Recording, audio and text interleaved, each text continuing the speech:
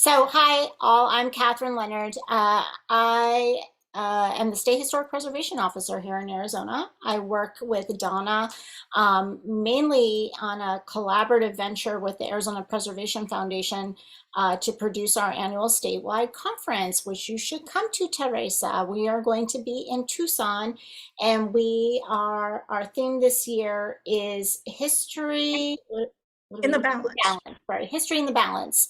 And our keynote speaker is Dr. Lydia Otero, who is going to talk about her book La Calle, which is going to also be our book club selection in October. And the theme was really designed to explore the sort of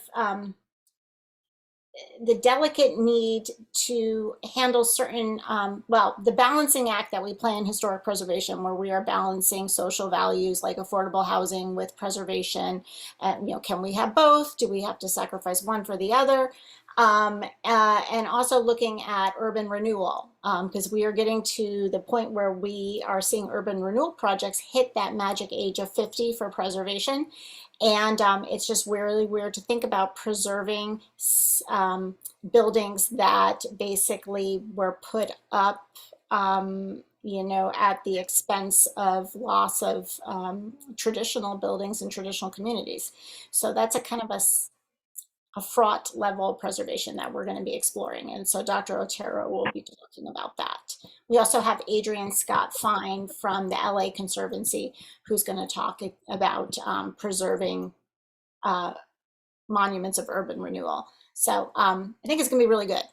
Anyway, I love to read. That's like my hobby. I'm always reading. And what I found that I lacked was a group of people that I could discuss books that were relevant to, um, uh, historic preservation, urban planning, community development. It just I couldn't find a book club that really did that. So this is it. Donna and I decided we would start this one, and so far we've read some really good selections. We've read Braiding Sweetgrass. We read How the Word is Passed by Glenn Yes. Smith. And what did we read last time? Um, Is that all we've read so far? no, this is The Anthropocene Reviewed. Oh, the Anthropocene Review, John Green. Yeah. yeah. So this was the fourth in our series. Um, okay, that's enough about me. And Squidge is my neighbor. I advertised this book club in my neighborhood and he took me up. He says, "Oh, I like her." So would you introduce yourself, Squidge? Yes, hello all. I am known as Squidge online, but I was an English major in college, so I'm a English type by nature, and just kind of really got excited about reading books again in the last few months. So I've been blazing through. I had started a book by this author, and I'm not really a fantasy reader, so it was slow going, but enjoyable. And when I read the blurb about this book, I thought, okay, here we go, let's do it, and I loved it. So, Okay. Well, kismet. we're going to get into it pretty soon. And Rachel. I managed to unveil myself, I guess. I am Rachel Ewell. I just recently got introduced to this group, and I'm fostering a dog, and he's right here next to me, so you might see his face pop up. I am just a history nerd, and I love old buildings, old everything. I think in another life I would have gone to school for historic preservation, but I went to school for social work instead. So but just got introduced to this group, and I'm excited to be here and help moderate. I have not read the book. I think I started it, and then I've been, like I said, fostering a dog for the past week, and it's sort of like taken over my life. So so I'm excited to hear about it. Well, and just so you know, it's never too late, because I was in my 50s when I went back and got my master's in, I think that's, yeah, no, it was, yeah, I was deeply in my 50s when I went back, got my master's in historic preservation. And Yeah. so, Hey, you never know. You're right. there's quite a bit of overlap with social, I would say social work and preservation for real. That's I mean, you're building community is what So I thought maybe we could kind of get started. One of the reasons why I sent out that kind of thought process about this book, because I grew up in the West Coast. I mean, I've been to New York, know their 5 boroughs. Catherine, you're I'm from New York. New York.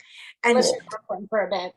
yeah, I mean, and so, I mean, much as I've traveled there and everything, sometimes it's hard to relate to a place that you've never lived. And so what I think this author attempts to do is to force us to think about how can we apply it to the community we live in. At least when I went through and looked at all these discussion questions about that groups have come up with this book, is ultimately they're asking us to apply some of the things you might have picked up in the book to where we live. And since I didn't know where everybody was from, that was one of the reasons why I said, you know, if you were you could apply it to Phoenix or wherever you happen to live. But I thought maybe we should at least start with the book and then we can come back Well, to that stuff.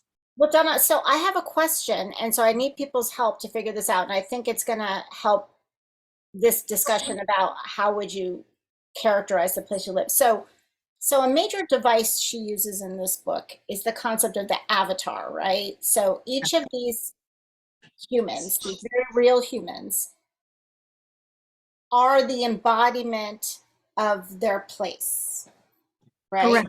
They're like Yes. the spirit, whatever. I guess what do you guys think about that? Like, does that work? I just think it was, I struggled with it.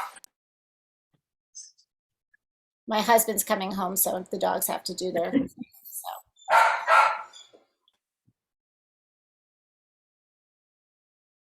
But yeah, no, I really, I don't know if it, like I was trying to think about your question, Donna, and I'm like, gosh, am I an avatar for like, if like, so they're all different, they're all supposed to be different boroughs. So I guess the analogy here in this sort of Phoenix metropolitan area would be like Phoenix and its edge cities. Like, so I'm in Central Phoenix, so like I'm an avatar for, I don't know what character. Maybe that's the problem. Maybe that's what she's saying, is that cities like Phoenix have evolved to the point where there's really nothing that differentiates us. Like we've gotten eaten up by the tendrils or something. I don't know. Like what characterizes Gilbert versus Phoenix versus Glendale? I Well, don't know. I think first of all, it really points out the difference between how cities evolved between, for example, the East Coast, the Midwest, and the Southwest. You know, we are not Rust Belt cities, and we didn't grow up that way. And it's what's really struck me as a native Arizonan, a person who's lived in the Valley my whole life. We don't have those kind of recognizable neighborhoods that they have in Chicago, Boston, you know, New York City. We don't have that. When you think that, you know, I think the last thing I read, like only a third of the people in Phoenix are natives. Everybody else, 2/3 of the people who live here come from someplace else. And I think that's one of the things the book really points out is you don't have to be born in a place to really have a sense of it, but these people did. The avatars really did. They had and this whole idea of roots, you know, you put down roots as people, and that was really sort of portrayed in the book, is this idea of roots, and you saw the bad guys as trying to uproot that. So I think the first for me, the first thing that really struck was that Phoenix does not fit that mold because we don't have, now, that being said, outside of the historic neighborhoods that are clearly defined, Coronado, Willow, and Canto, we don't have neighborhoods that are defined with a sense of place. Everybody talks about, oh, you know, Bell and 46th Street, or, you know, Anthem, I guess you could say. But for the most part, we are geographically defined rather than characterized. Yeah, but I mean, I would even argue that even in the historic districts like Coronado versus Willow, I mean, it's all gentrified. I mean, it's not like there's anything that's traditionally Willow. I mean, traditionally Willow would have been just sort of working class. You know, like if you look at the City of Phoenix directories, it was a lot of folks that were, you know, in the typist pool or were clerks down at the state capitol, living in Willow, plumbers, things like that. Like, I don't know, like there's But that does not belay a new type of culture that's building and yeah, growing. yeah, It's yeah, yeah. built very, and there are avatars for those type of people, you know, as well. I liked looking at it as a transplant. I formerly lived in Michigan, and I've been in Phoenix for about 20 years now, but I felt like an outsider when I got here, and now I live in Coronado. I feel like I ooze this neighborhood, like specifically. So it is cool to watch that transformation and see how a city can transform you, Mhm. help you find an avatar, be an avatar, or whatever. Well, to speak to the transplants, I mean, I'm a transplant from New York myself, and in the book, Jemisin actually, some of the avatars aren't born and bred in their boroughs. So Manhattan or Manny, he comes from, Yeah. I don't know where he's coming from. I can't remember. Well, I Um, don't think he knows where he's coming from. It's just that he seems to personify Manhattan. At least, you know, that's the impression we're given. And sort of what, you know, Squidge is saying, I've lived here a little over 40 years. And this is home to me. I mean, I can say I grew up someplace, but this is where I feel the most comfortable, that I understand what's going on for the most part. Mhm. And I like being here. I don't like the heat as much anymore, but it's you know, it is home to me. But one thing I would say, Teresa, is there to me, and I, you know, had come as an outsider, is that I would see that there are distinct neighborhoods like Sunny Slope, Maryvale, Awatuki, Levine, even South Phoenix. It's that whole central stuff, everything, pretty much everything north the river, bypassing around Sunny Slope. You know, maybe you get into Anthem and Moon Valley and that kind of stuff. But suddenly it's cacophonous, maybe. well, I think maybe what she's getting at is that you add capital and gentrification to the mix, Mhm. and that's the threat. The threat is the loss of the identity, and that's and true. All the places you just mentioned, Donna, I'm like, oh yeah, you're right. There's a lot of character there, but not for long. Like Sunny Slope, Yeah, it's yeah, it's every day less and less Sunny Slope, and it's because it's the last place where you can get a house for less than $500,000, which is sad when you think about it. But and so yeah, it's not Jamba Juice is on its way, I'm sure. you're Oh, Teresa, you're muted. Teresa. Did There you Teresa, you were muted. Sorry, that's so that I wouldn't interrupt people. I was going to say, the neighborhoods that I think of as being intact neighborhoods in Phoenix are primarily low income and primarily people of color. And I think of Central City South. And if I were to identify, and I worked in so many of these neighborhoods as executive director of LISC. For example, Central City South, the avatar is Eva Olivas. And Eva is the, you know, the executive director of a nonprofit agency there. that's working on community organizing. And, she got people to all the city budget hearings. And she really has a feel for her community, Phoenix Revitalization Corporation. She's an excellent example of that. And I think of somebody like Greg Brownell in South Phoenix, who chaired the South Phoenix Commission, Planning Commission. Greg has been there with the farms at South Mountain. And he knows that community. He has the fish fry that he does every year, at the VFW hall. So there really are people that are connected to those neighborhoods, that and the culture and the history, and the continuity. I think they're harder to find because Phoenix is so big, just geographically speaking, besides the population. But I think they're there. And if you don't know Eva, she's a great person to know because she can tell you all about Central City South. I love that as you're reading this, you can put actual like faces and names to people. I mean, like that's pretty awesome. Like now I'm all thinking, I'm like, I don't have, I'm thinking of the people, I work on a statewide level. And so I'm thinking of the people that I work with in various communities, and they do tend to be the culture keepers, who are most Yeah. interested in National Register designations and preservation. And now I'm going to start thinking of them as avatars. Well, I think to me, it was just such an interesting way. Science fiction is not normally my cup of tea. And some of the people I've said this already, as this is the second science fiction book I have read this summer.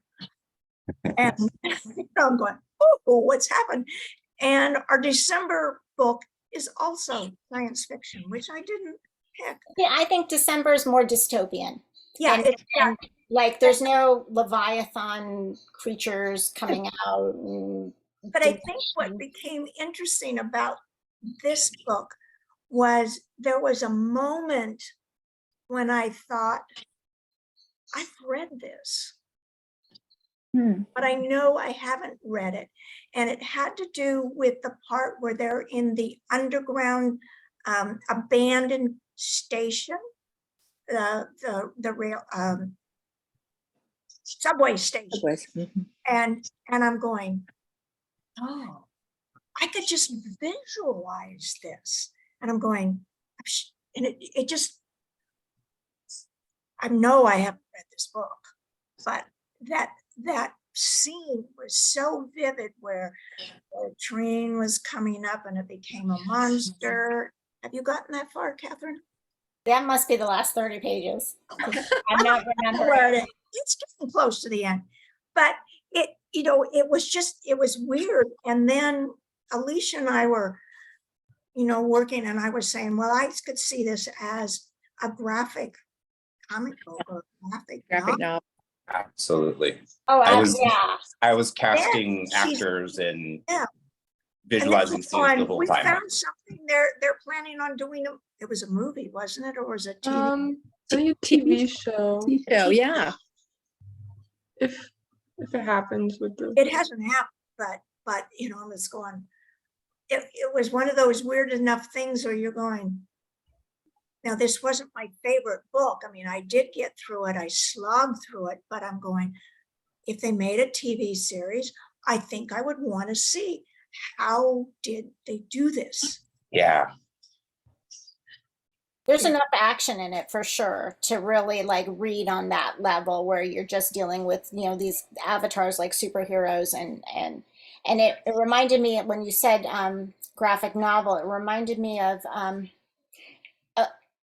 what was the one that it was on like HBO or something, and it had wide critical acclaim, and it was a comic book. It was based on a comic book, and it was about racism in the South and the Ku Klux Klan, and it was recast in sort of this, the Klan members were like monsters, like Lovecraftian like monsters, and it was Regina King played the hero. Oh, I like her.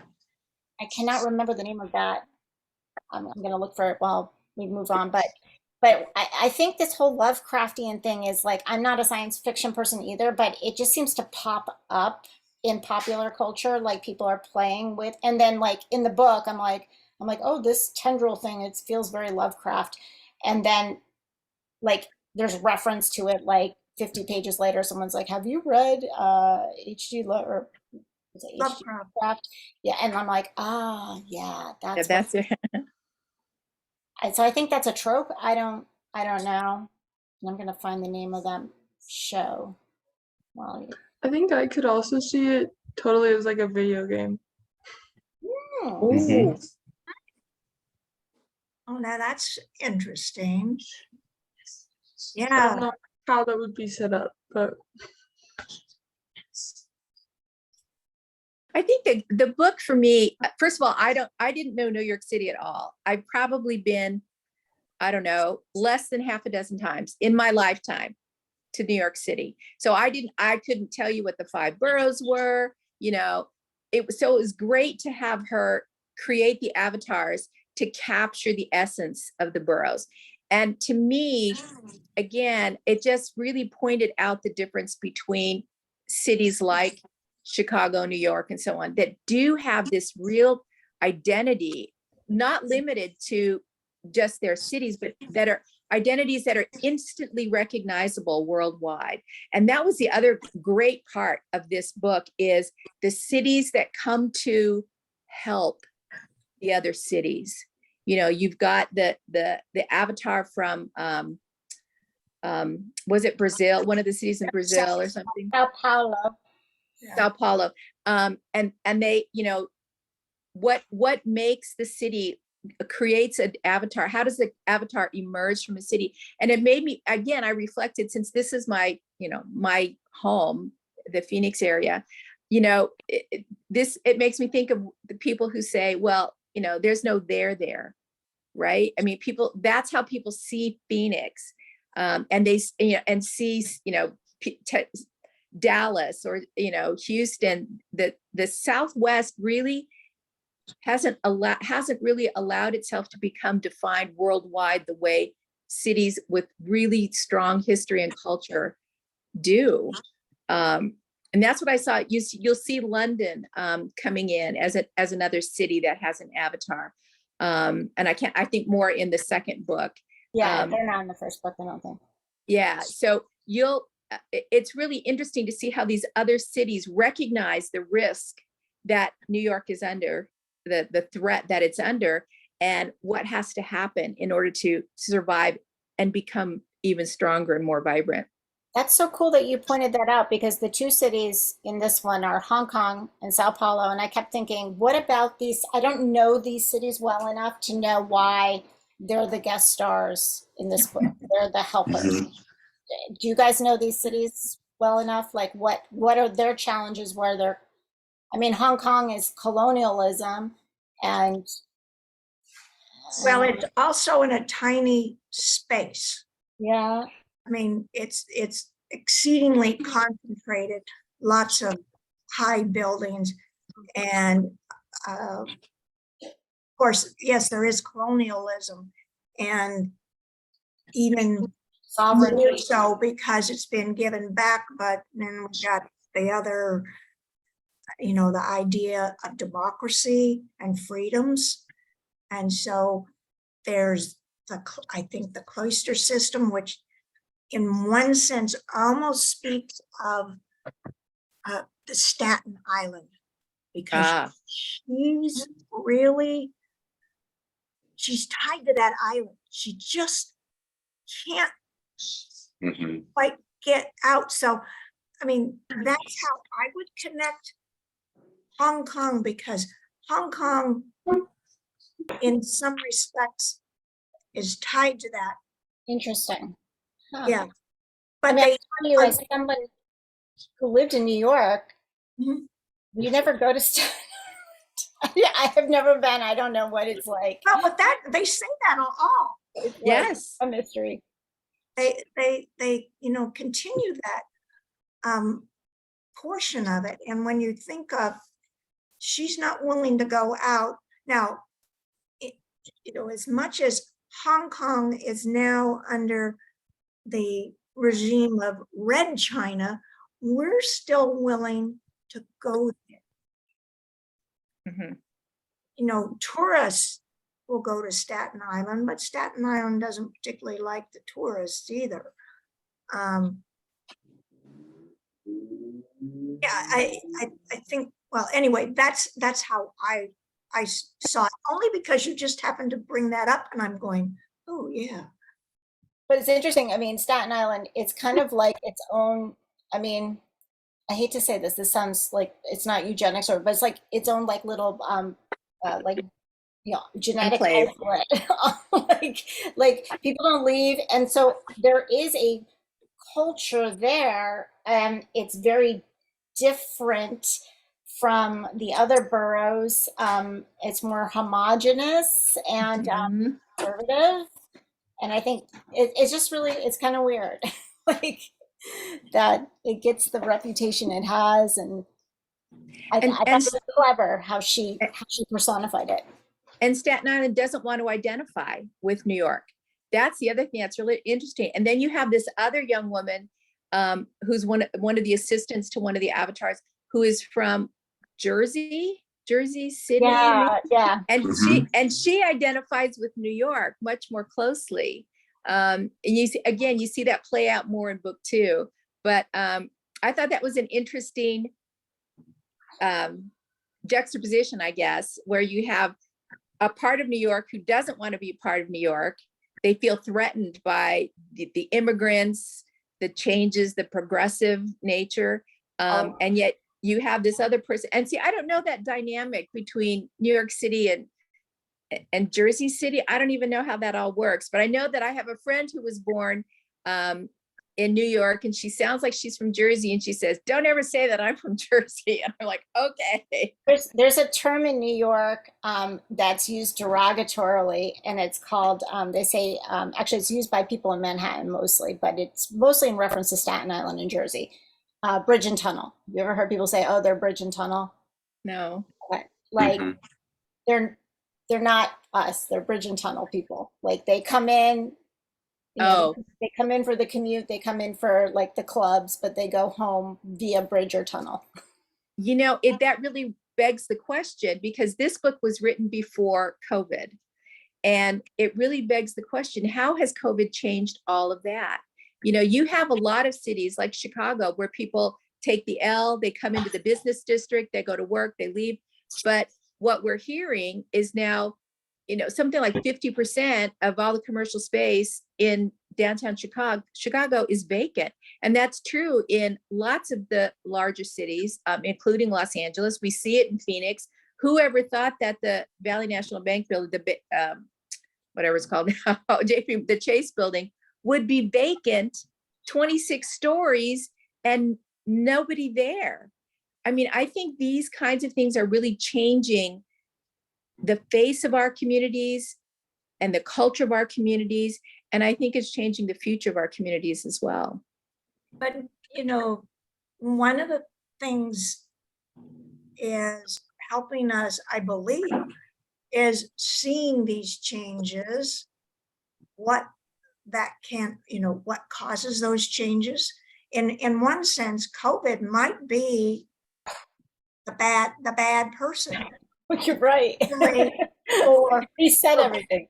no, for Phoenix, Mhm. because of the way we have been constructed and the lack of somewhat the continuity and the cohesiveness, or whatever you might want to think that you see in this book with those boroughs. And some of us are fighting back on what it has caused. Mhm.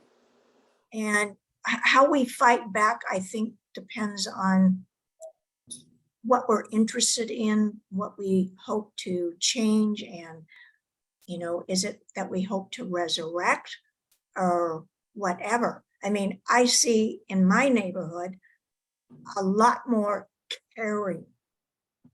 I mean, it was always a caring neighborhood, but I see a lot more caring, and people that are involved in other caring entities. So, I don't have any children at home. I mean, long gone, but I still, care about what's good for the children of our community, because I like the diversity. I like the diversity ethnically. I like the diversity age-wise. Mhm. We are pretty community politically cohesive, and we were before COVID too. Mhm. The question for Coronado is, how is that going to change? I mean, so I've been looking at Coronado as a neighborhood, looking like through a broad lens of time historically. So historically, Coronado, it's interesting. It's not as Hispanic historically as one might think. Really, the Hispano sort of presence was farther east of Coronado. Coronado and Willow kind of were Well, almost, we had a lot of deed restrictions. yeah. Oh, well, all of Phoenix did. I mean, all of everything north of the river for Yeah. sure. But anyway, except for East Lake Park. But anyway, so you've got Coronado, and then Coronado, it has the quote, the bad years of this, was it 70s and 80s, where downtown is a bust and everybody's leaving downtown.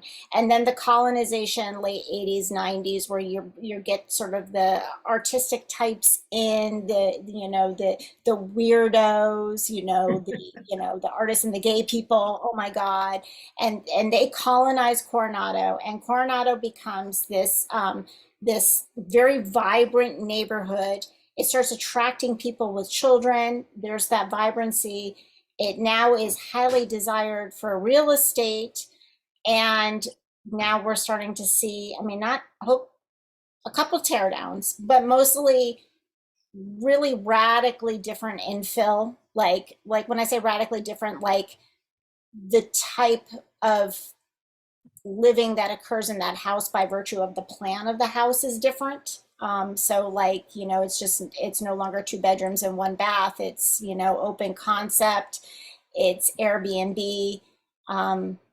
Like, I mean, Coronado is a neighborhood that I mean, sorry, Donna, but I think you guys are under threat. It's very I've been saying that for quite a while. And of course, we have the deniers and the people that say I'm overreacting. But I've been saying that for before COVID, well before COVID. Arcadia is the Oh, yes. The epitome. cautionary tale. Mhm. And I have friends, who went in and bought a little, 3-bedroom, 1 bath house, tore it down, and built a 2-story, 5-bedroom, 3-bath home with a swimming pool. And I mean, Arcadia doesn't even look like Arcadia anymore. It looks like Paradise Valley.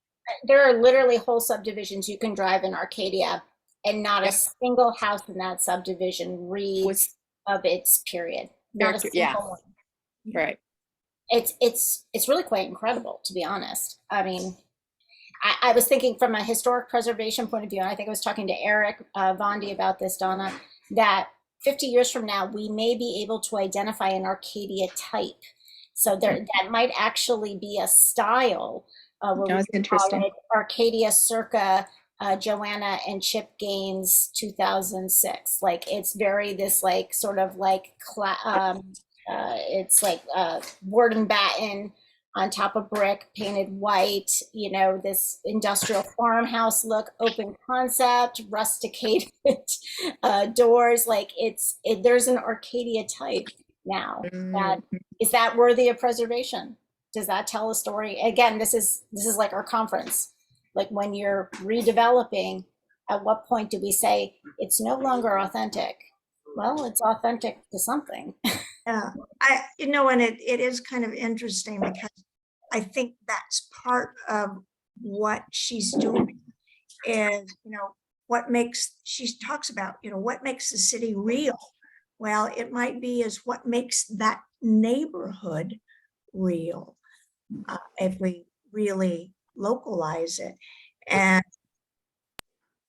you, Yeah, there's but so much you can be eclectic. You know, do we have a lot of eclectic neighborhoods? I mean, Coronado was known as bungalow neighborhood. Is it going to be the eclectic neighborhood? but I mean, there's the built environment, and then there's the people that are living.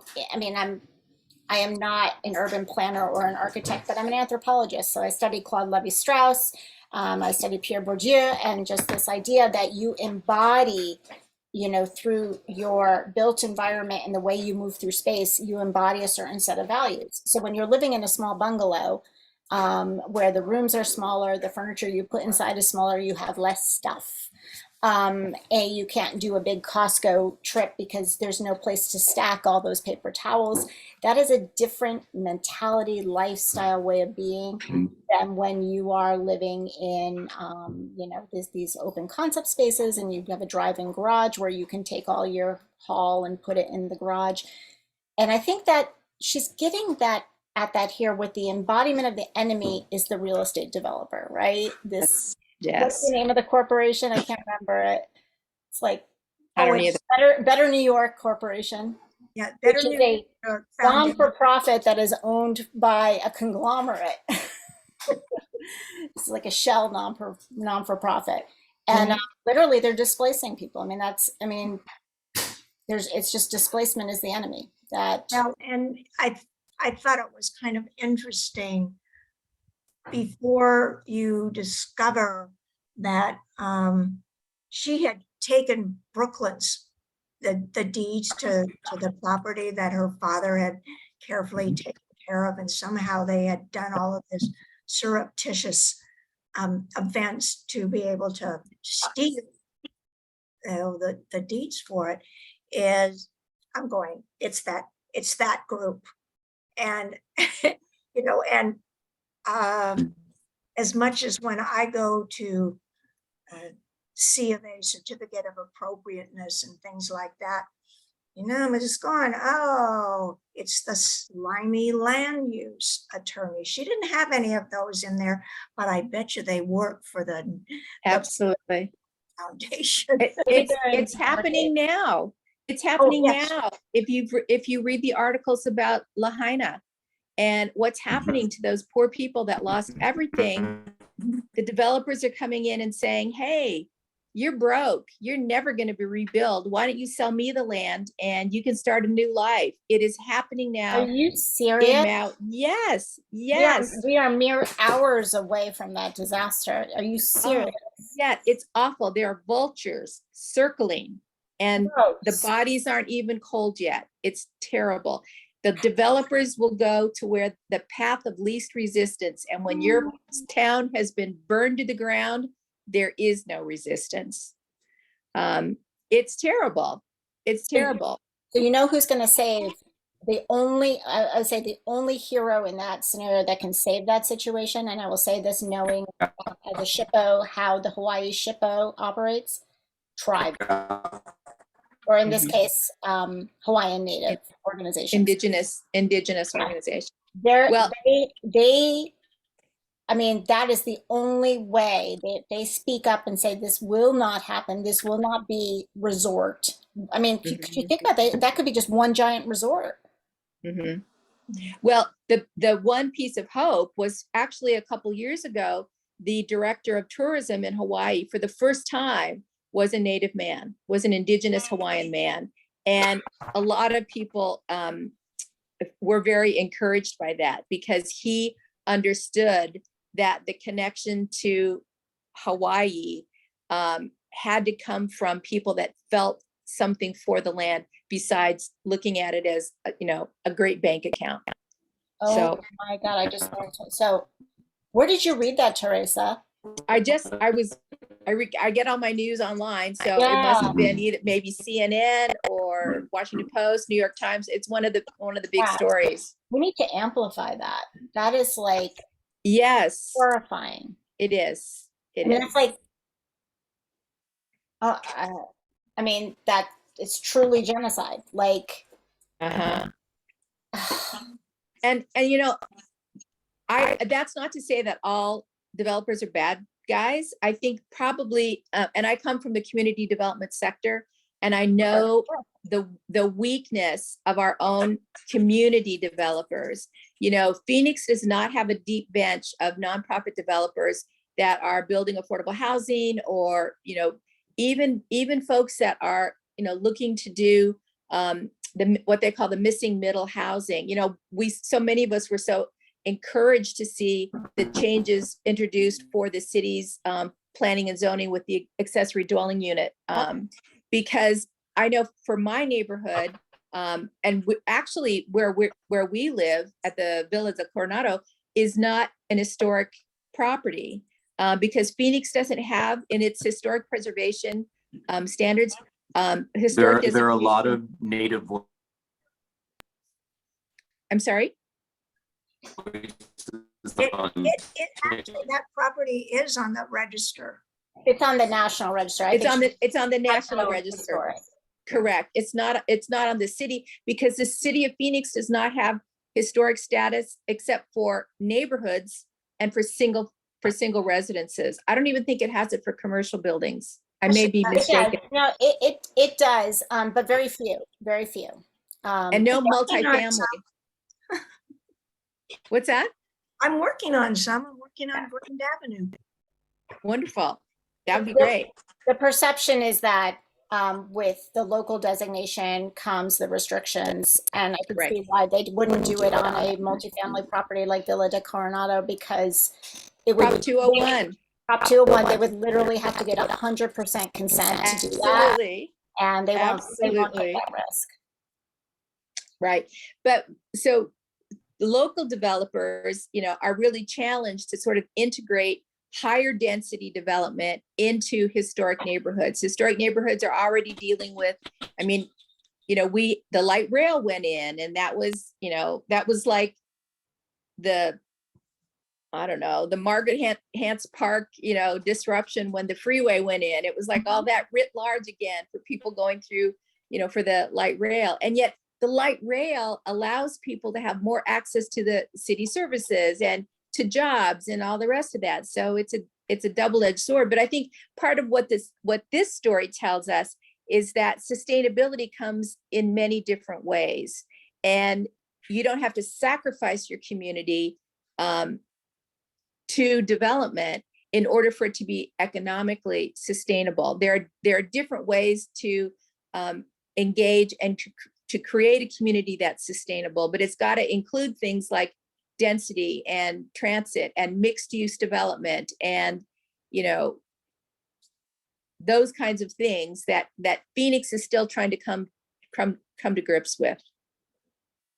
This is so fascinating. I mean, you say come to grips with, Teresa, and I feel like even I'm so frustrated, and I don't understand development well enough. And you and I just need to have some coffee or something, because I just joined ULI's. Good. I just joined ULI, and I just Good. joined, what do they call it? A product council, I think that's what they're called, where it's like a community of practice for like certain areas. And so I am in the community of practice, or the product council for adaptive reuse and infill. And anyhow, I don't understand why along the light rail corridor, there's all of this redevelopment. The density seems right. The design of what's going up is hideous. These like 4/1s or whatever you call them, they're terrible. There's no activation on the first floor. There's like no activation. Like it is, if you drive down Central Avenue at night and everything is lit up, the rhythm of what you're looking at is empty gym, like workout space. And when I say empty, I mean like one sad person on a treadmill. You almost want to just basically say, why is there just not one gym and everybody can go there? like it's like literally you are walking down Central Avenue. There's no destination. There, I mean, it's monolithic. There's no retail. So why would the city allow that? I mean, they have like transit oriented development. Like, why doesn't it say, like, It doesn't make sense to me. Because the city hasn't embraced mixed use development. I mean, that's such a foreign concept that we would have live workspaces, that you could actually have, you know, a dry cleaner, or, I mean, not just coffee A shops. grocery, a grocery. How long did it take for us to get a Fry's downtown? You know, that was a big fight. But part of it is we had to have density, right? We have to have density if we're going to have retail follows rooftops, right? So you have to use that formula, and Phoenix doesn't know how to put that formula to work yet.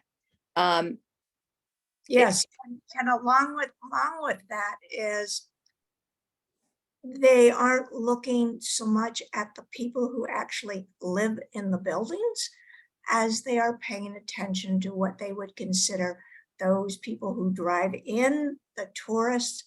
You know, it's like you were saying, there's not a dry cleaner. I mean, one of the things I liked when I moved to my neighborhood was that there was a dry cleaner across the street. Now it's been, you know, sucked up by APS and one of their substations. So I no longer have a dry cleaner that I can walk to. But, and you're right, with the grocery store, there were lots of things. If they thought about the history, and it's not even the prehistory, it's our early history. We had the department stores, we had the grocery stores. You know, there are no banks except I think Arizona Bank or Bank Alliance of Arizona Bank. All the major banks are out of there. Wells Fargo's gone, Chase is gone, Bank of America's gone. They've all gone. But here's the thing, Donna, and talk about like the evil Leviathan. The way development happens, there is no investment that a developer makes in the product they are developing. I mean, they develop it basically knowing they're going to flip it for the highest, you know, to a management company. It's like product. There's no concept of creating a space that is, well, first of all, that will age gracefully, remain. and remain. I mean, these are temporary, just sort of like throw them up and get a good per unit cost to the management company you're selling it to, and then those management companies sell to new I mean, like, it's John F. Long, right? Do you think you really see that as the legacy? Well, let me think about that. I mean, that's how it started, right? It's like, build all these homes for all the guys coming back after World War II, build them as fast and cheap with nothing else there, you know, no requirements to have a school necessarily.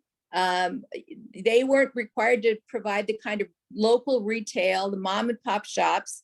So the whole design of the city post World War II developed in a way that the big cities like New York, like we're talking about. I mean, in New York, you can find people living above a butcher shop, above a bodega, above a theater. You know, we don't have that here because we adopted the kind of zoning that said, oh, it has to be separate. We can't have that because we all have cars. That's what's so great. We're a car-centric community and we can drive where we need to go. If you need to buy, Alicia, if you need to buy furniture, you just go to IKEA because it's right down the freeway and the freeway is so accessible. So it's how we started our community. We're a post-war city and we act like it. So it's sort of like Phoenix is gonna Phoenix. Well, but you know, even within that, one of the things that, if you remember the part where we start having this social media campaign against Brooklyn and Bronca, you know, and we have to think about that is that social media can be good, but it can be really hard to undo whatever bad comes out, whatever is broadcast about it. And we're not blaming your generation, Alicia. no, but it's just, you know, what is put out is, how do you sort through that? and how do you ignore it? How do you combat it? I mean, that was, at least when this happened in the book, there were a couple of people that knew that it was going to happen. And so they prepared the campaign a little beforehand. I mean, actually, they, I think, sort of undid it to a degree very quickly, which of course is not normal, but that's a book. And we can get away with it. That's right. But she, I think she really brought out some things that were really, Oh yeah, there's like major indictments of like contemporary popular culture and I think the army of white men that take Oh. to the FDR freeway to block them is like they're called the Proud Guys or something. I don't know, like Yeah. it's just like, oh, of course. well, what I would like to know, Teresa, because you've read that second book, and I don't want, that book too was written before COVID or is during COVID? Well, I'd have to look. Let me see. Well, I didn't think this one was written that long ago. The first one, let's see. The first one was Well, written and published are two different things. Right, yeah. okay. So this was So, published in 2020. So it could Well, be the first one. the first one. So it was written, maybe 2 years 2018, between yeah. 18 Okay. and the second one. Give me a minute here. because I would, it would be interesting to see if she deals with COVID and how she sees it impact the, shall we say, the gestation and, and the growing the city. I mean, So her second book is called The World We Make. And it came out in 22. okay. So, She would get, hopefully in some of that, she probably would get some sense of COVID and its possible impact on a city. Because one of the things she talks about, she says, what are urban weaknesses?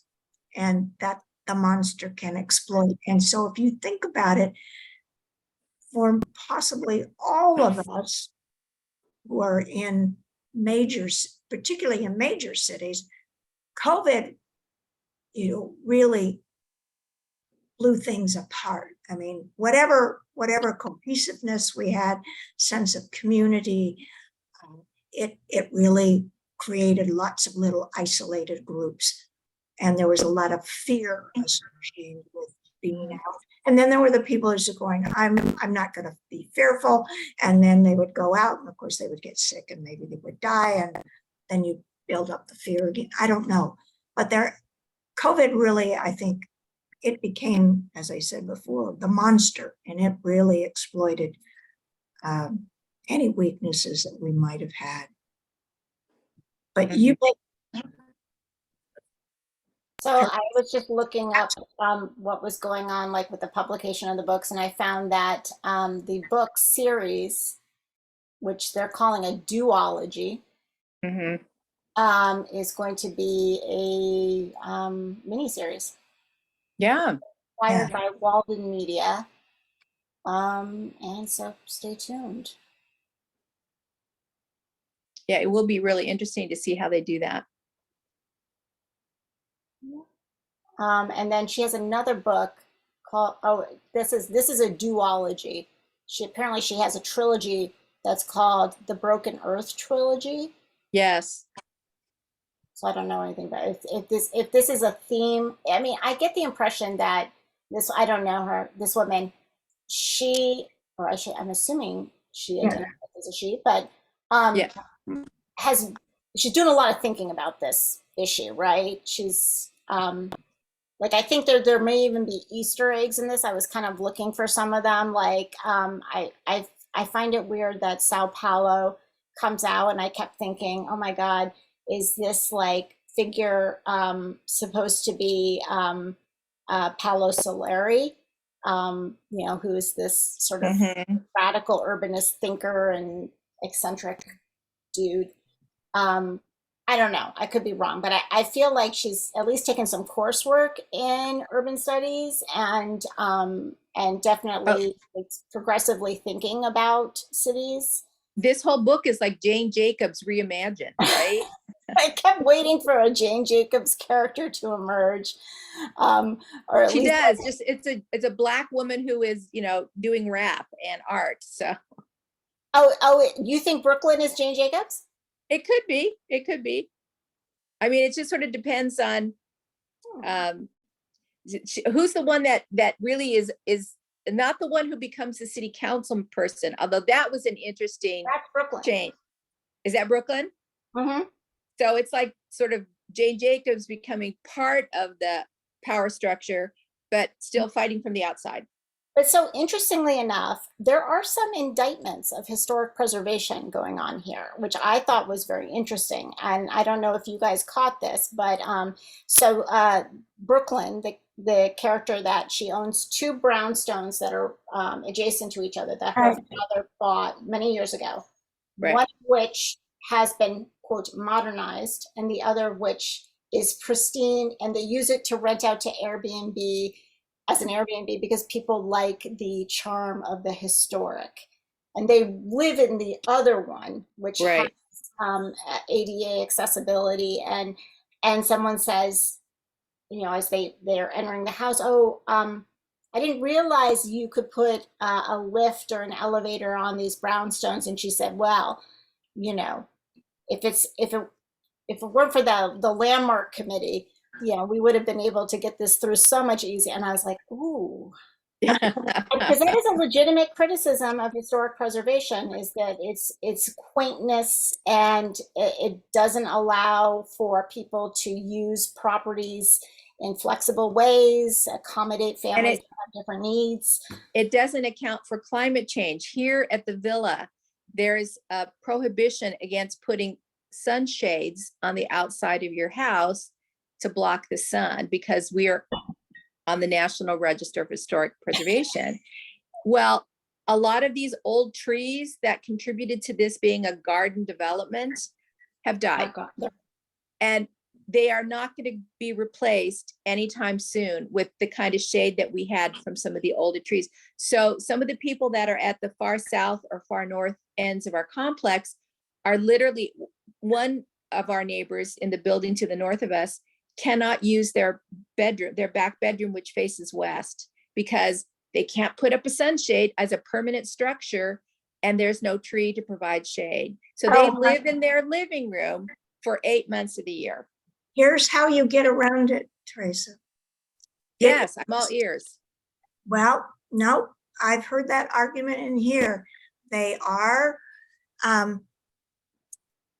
you screw them in, but you can screw them off, so they are not permanent. Yeah, but if her HOA But your or the HOA condo is going to association have says no, that to convince them that they are not Yeah. permanent.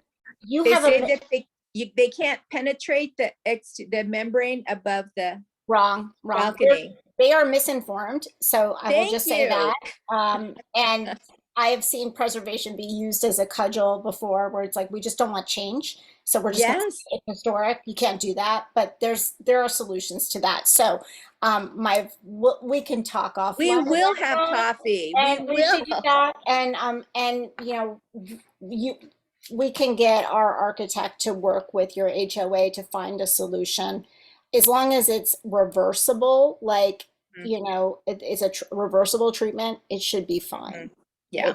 Really. But I can't say aesthetics. I mean, they may have an issue in terms of aesthetics Sure. and couching it as a preservation issue. So But I think the other thing, for example, ours were built in the 1950s when air conditioning wasn't that prevalent. And now everybody's got an air conditioner, and you have to be able to most of them are on the ground so that they're putting out hot air as they're cooling us.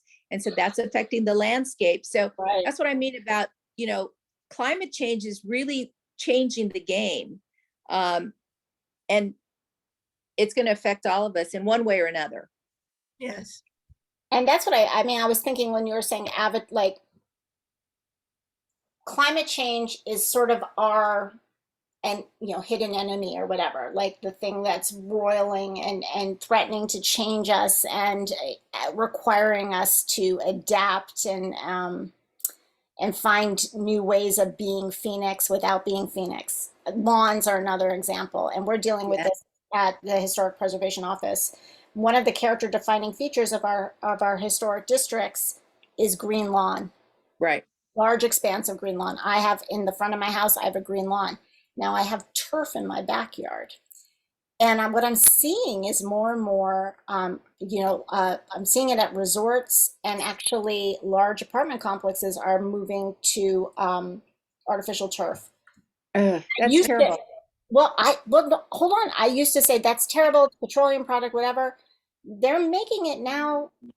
It is so, I mean, I'm backing off it's terrible. I think what's terrible is perhaps just using all of this water to keep a green lawn.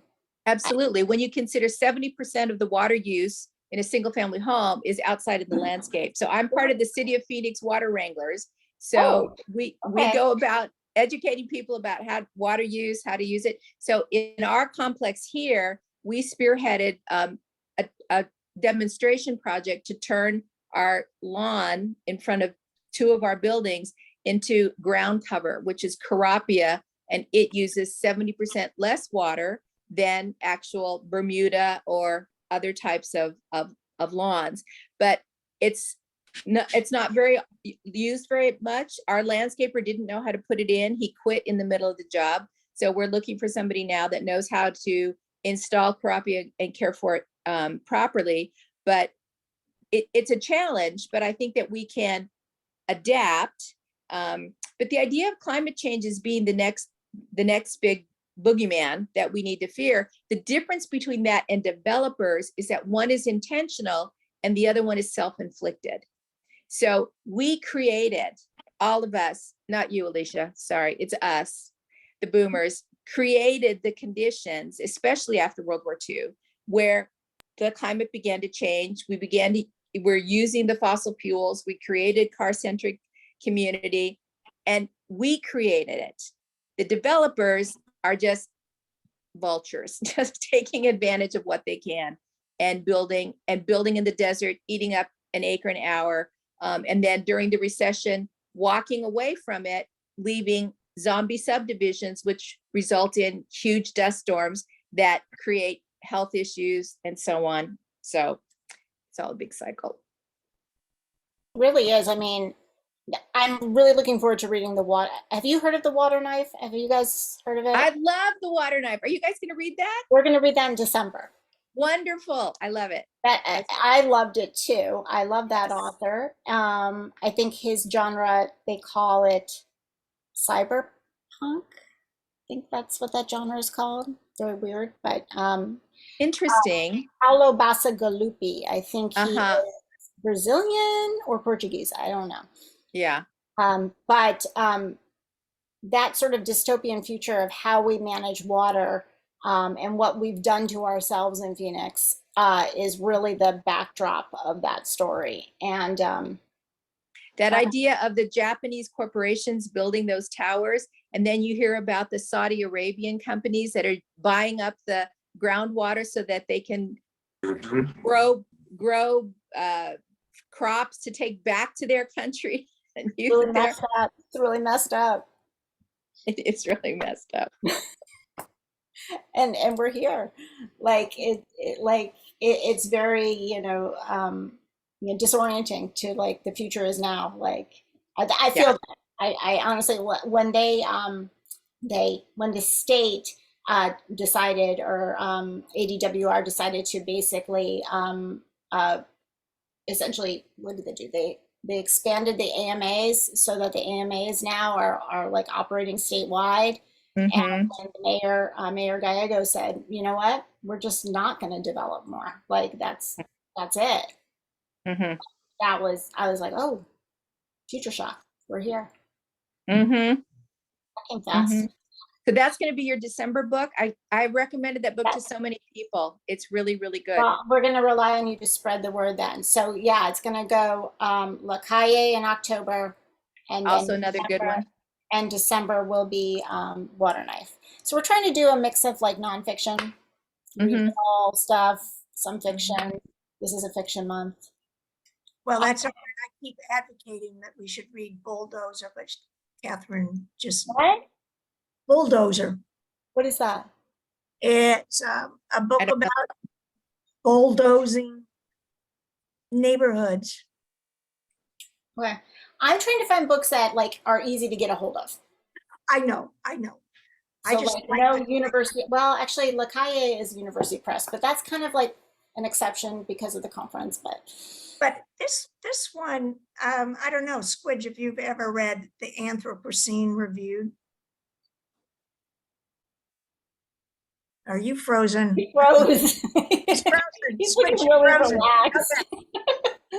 Anyway, and Rachel, you may not have read that book either, but it was something that Alicia had suggested. And I really see It was that me. it's a, It was me.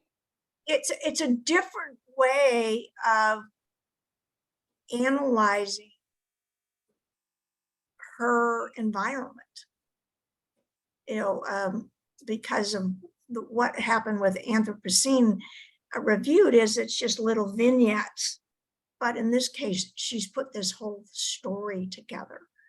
And as you said, I think she's really thought about it. She's Yeah.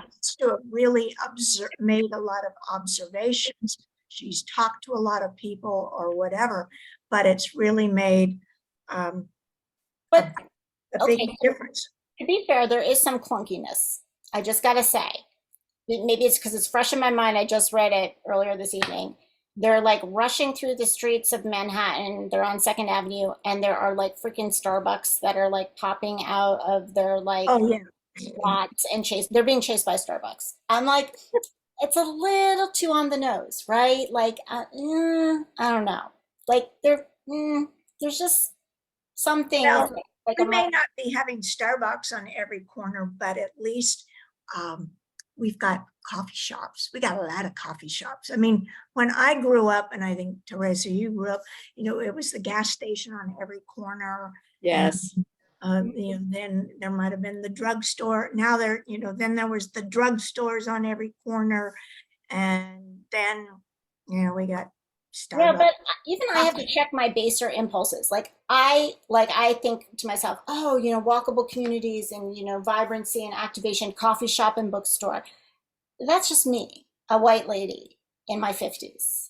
Like that's not, like I mean, that's maybe part of the problem is that we may have a glut of white lady in her 50s stores and Preferences. like preferences. Like yeah, like in all honesty, I think really like you said, Donna, the dry cleaner, the laundromat, I don't, like In Central City South, they need childcare centers. how yes. They need activities for kids. So, whether that is, skate parks, or not that you can do a whole lot outside in the summer, but, libraries, places where people can gather without having to spend a lot of money. And that's why you don't see a lot of coffee shops in Central City South, because in these low income neighborhoods, they don't have the disposable income to, to buy coffee every day or every week or whatever. And Teresa, I mean, better than anyone else that community really had serious concerns about the light rail coming down South Central. Absolutely. And I don't know if those concerns resolve themselves. I know that, some money was sort of thrown at that situation, but I don't know. I mean, Well, I think I also I also personally think that some of those concerns were fanned by outside political interests funded by the Koch brothers that did not want to see light rail, that did not believe that Okay. the people that needed, when you consider that only the last time I worked in that community, only 20% of the people owned their own cars.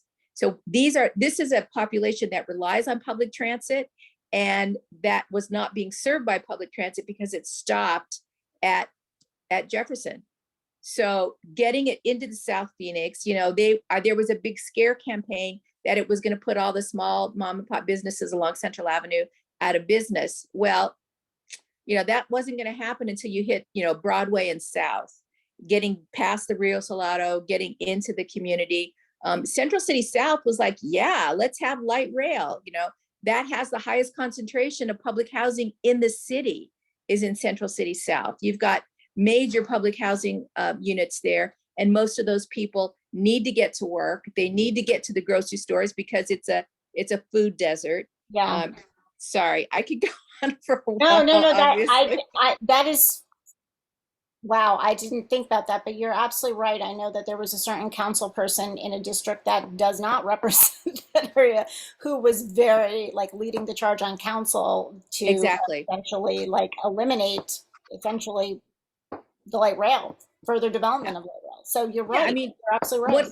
one of the things people like to say is, oh, well, the light rail serves such a small amount, a few, like nobody I know rides light rail, right? You hear that in the legislature when they tried to block Proposition 400. Well, the fact is, how often do you go into that community where there's such a low car ownership rate, where there's such a high dependency on public transit? You're not speaking for my community. I'm going to take the light rail Thursday morning up to Christown to go see a movie with my friend. It's so easy. It's so easy for me to do it. And it's taking me outside of my neighborhood to a place that I get to go see and spend my money and Well, have a good time. I moved to be on the light rail. I'm at Thomas and Central, and my kid takes the light rail every day because I'm not driving his butt to school. Good for you. Good for you. well, and I gave up my car, I don't know, 6 maybe. Yeah, Donna preach, man. She is legit. I see her walking everywhere. But the other thing is, I'm fortunate, unlike you would have in that South Central, our neighborhood is serviced by 5 bus lines. Yes. 5 bus lines, which is amazing. And then it's just a little over a half mile from my house to the light rail. And so why should I have a car?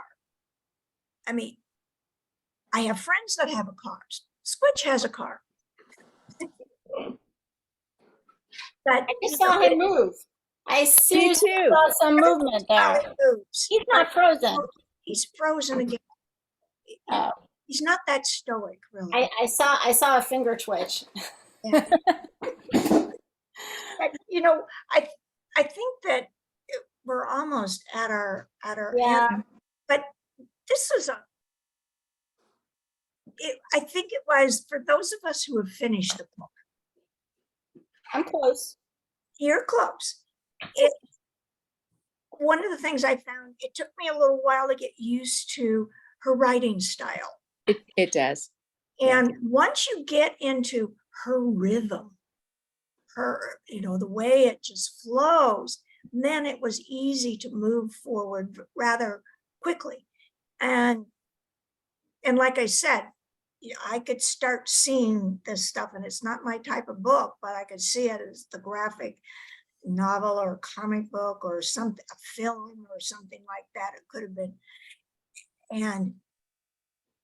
But there was that message in there that I can't get away from the message. So it wasn't just, oh, it was an interesting science fiction book and I'm going to forget it. I think I finished it at least 2 weeks ago, but I feel like its presence is still there, that it still speaks to me. Guys, I honestly was like being all sour about this book and thinking that it was like written like clumsily, and she writes action well, but the character development is just sort of like clunky. But having this conversation with you guys, I am liking it now. and I kind of want to read the second one because I know Yeah. I feel like I gotta keep going. So It's a love letter to cities. If you love cities, if you love urban environments, it's a love letter to cities. Hmm. That's what I liked about it. Yeah. Okay, Squidge, check and see how many copies are at the branch library and I'll flip you for it. I've got another book I'm reading right now. Rachel, did you read it? If she can get the dog out of her He's face, like, she'll be able to put her mute. oh my God, he's gonna unmute for her. That's hilarious. My dog's the same way. Okay, while you're unmuted. Okay, I got it. I have Yeah. not read it. I have No, not. okay. So does this conversation, like, is it intriguing to you? Like, you're like, oh, Oh yeah. Like okay. it actually makes me want to read it now Okay. more. Because it's been really interesting just to like listen to you guys talk. I mean, I'm newish to Phoenix. Like I've only been here 5 years. I live in Roosevelt Row, which is probably gentrified, right? Teresa, I Oh, think yeah. we're neighbors, right? Oh my gosh, R.I.P. Roro. So, but I moved to Roosevelt Row because I wanted something walkable. I did want to be in an area that I could walk because I lived in Minneapolis before and I was very much in an area in Minneapolis. I actually didn't have a car in Minneapolis for most of the time I lived there. So it's just been really interesting hearing you all talk and really thinking about Phoenix and where it came from and where it's going and all these different things that are impacting it. So I appreciate the conversation. You'll definitely want to come back for the water knife. Yes. That's a very scary vision of Phoenix, but one that I think is worth contemplating. Definitely. And No, I'm excited. And I'm excited to read this one now, even cool. more so. Yay. Well, thanks for joining us. And then Alicia, what'd you think? I liked it. I think this talk has also been interesting as like one who has never lived in Phoenix. I've only lived in like Tucson and now Denver. So like trying to compare like how you guys talk about Phoenix to Tucson, which is similar but also really different. So different. I did my undergraduate in Tucson, so loved it. Miss it. Yeah.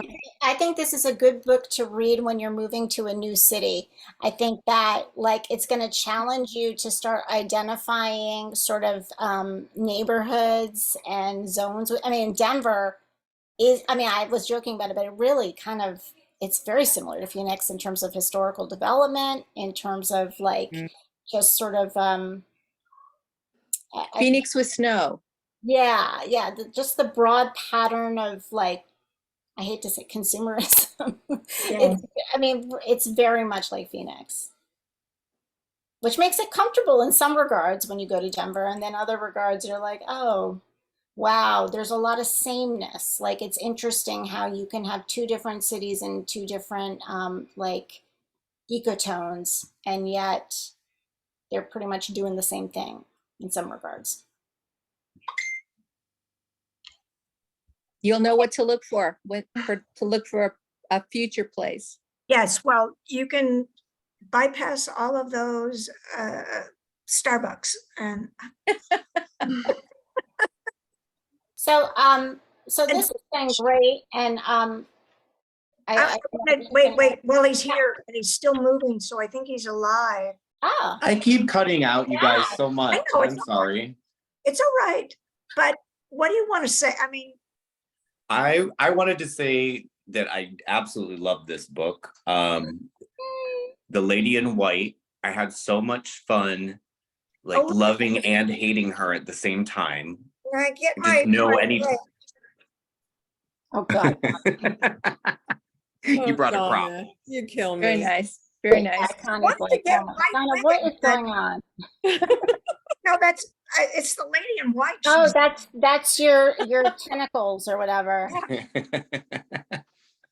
No, I just had a blast with it, and I got through it really, really quickly in a way that sometimes I get stalled up. So I don't know. I thought it was a fun one. I can't wait to start book 2. Yeah. I'm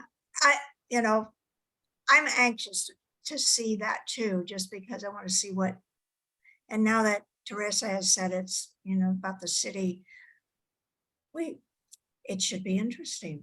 Well, I want to thank all of you for showing up, and because you're on the mailing list, you'll get announcements for the Oh, next good. Good. stuff. And the one in October, what we're hoping to do is have it as a hybrid. Because it's going to be part of our conference. And so it'll be a lunchtime rather than in the evening. And if it's a hybrid and you can't make it because it'll be at lunchtime, hopefully it'll be recorded so that then you could view it later. Excellent. I And then, go ahead, sir. was gonna say, I had a question about that because we do technically have I guess it's a question for you, Catherine, because we did receive the discount code. I was wondering if I should share that. Oh yeah, we should be promoting that. So thank you for reminding me. So University of Arizona Press is offering a very generous discount code, and I believe they ship free. Alicia just put it on the. Yeah. So AZKA 23. Shoot, cat, stop. And you get 35% off the purchase price of the book. And Through what vendor or? University of Arizona Press. Okay. So Online, I guess. Yeah, you can do it online. It's in the chat, Squid. Okay. I'll check it out. Thanks. Yeah. That's very cool. And it's a great book. Lydia Otero is a professor, I believe, at University of Arizona. She grew up in the barrio in Tucson, particularly Barrio Kroger Lane, which is on the other side of the highway, the other side of Tucson that people very rarely see. West Side. West Side, yes. And they are working on a National Register nomination right now for that neighborhood. And there's a lot of fear that designation is going to create gentrification. And in our office, it's been really interesting looking at the nomination. The neighborhood looks very different than other historic districts in Tucson. And the look of that neighborhood very much tells the story of the neighborhood. It's a story of disinvestment. So you've got overhead power lines. The power lines never went underground. You've got no sidewalks, no curb. Chain link fence. You've got chain link fences in the front yard because historically land use was different there, and people had small gardens and kept like chickens and stuff like that. So different use of land, different just sort of concept of suburbanization in the barrio. So she's written about that in several of her memoirs. But La Calle is about the loss of the barrio through the construction of the Tucson Convention Center. And it's pretty amazing piece of work.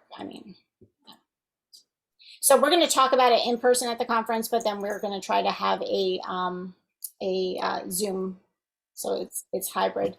And then I'm hoping we can have Dr. Otero actually moderate the discussion, which I think would be really, really cool. She's our keynote, so she's Wonderful. going to be around. And Teresa, we have everybody's emails, right, Donna? Yes. I'm going to email you. I want to make a connection. Well, I want to make a connection to have coffee, but I also want to make a connection with a gal in my office named Ariana Urban. She is her project that she's working on right now is to make sort of guidance for residential historic districts on developing landscaping that will have the same character as lawns. And it sounds like you guys are already doing that in Coronado or Villa de Coronado. And I just think she needs to know about that. Sure. She's actually presenting on it at the conference. I think her session is called Green Without Grass. Oh, that's great. I hope she's talking to the University of Arizona Extension Service because they're the ones that we started talking to. Yeah, I don't know if she is. I know she's got some contacts at the Desert Botanical Garden that she talked to, but that's a really good lead. So anyway, I'm just going to send her your way. So Happy to talk. Yeah. Happy to talk. Okay. All righty. You. Okay, thanks, Bye. everybody. Have a good Bye. evening. You too. Bye-bye. Bye-bye. Bye.